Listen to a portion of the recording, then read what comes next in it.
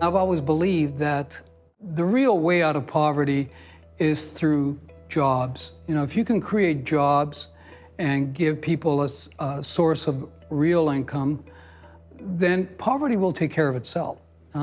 What is missing in many of these places is opportunity. I went to President Clinton, I said, you know what, I'm not happy. I'm not happy. We're not doing enough. And he kind of agreed. And I said, I really want us to have a game changer. You know, I just loved him because he was so enthusiastic and he wanted to do all this. And I was overwhelmed when he told me that he was going to commit a huge amount of his life and a huge amount of his fortune to helping other people have their stories.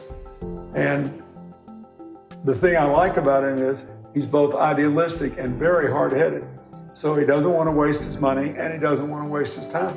And so a lot of the stuff that we do in the Clinton-Giustra Enterprise Partnership is about just creating the opportunity where it didn't exist and let them just do what they would normally do if they had the opportunity.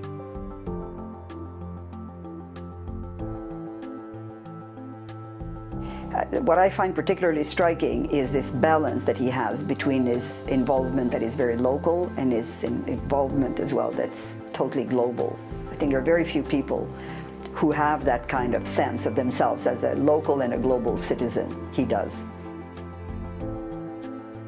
Well, I think in the early 2000s, around 2004 to 2007, it became very evident that there was a growing homelessness in the city.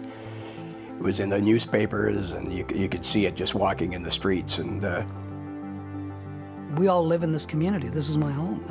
You know, it was embarrassing to me that we'd live in such a beautiful city. The problem we had with homelessness was at epic proportions. They realized that probably it wasn't them that should be running it. They should set up a separate foundation financed by the provincial government, the city, and private money, which was the Vancouver Foundation. And Frank was one of the original people who said, I think this is important. I'm concerned about the people on the street, and I want to be one of the leaders in solving this problem.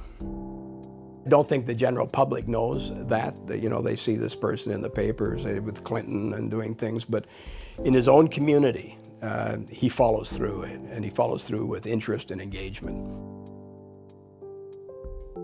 He sees value in every one of those boys. Frank sees that no boy is disposable, that they all count, they all matter. He's making a difference in these kids' lives, and in doing that, those kids are making a difference in other kids' lives and in the lives of their families and the greater community.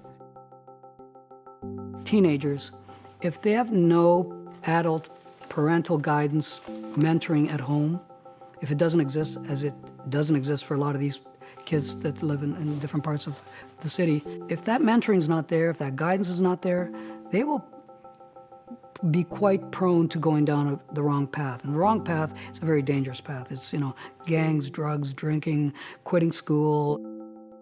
You know, we have one boy in our network that his name is Zin. And Zin will tell you, you know, his story is a tough one. He was a loan shark at the age of 16. He was a member of a very large gang in Vancouver. He said that the moment that changed his life was when Frank Giustra came to speak to the boys.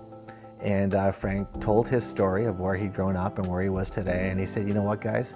I used to get into fights all the time. I'm not a big guy, but I fought really hard. And I had that reputation. But where my life changed was when I took my fights from the street and into the boardroom. Well, Zin says that moment, and he will recount that line 1,000,000 times to 1,000,000 people if he asks you, that was the moment where he decided no more. I don't want to be in a gang. I want to take my fights off the street and into a boardroom. I want to be like him. That's life-changing.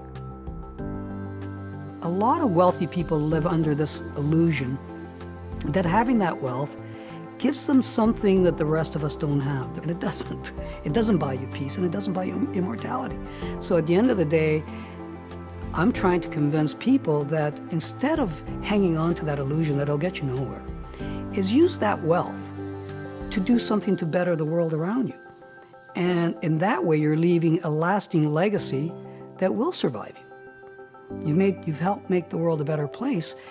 And as importantly, if you have children, your children will have something to brag about.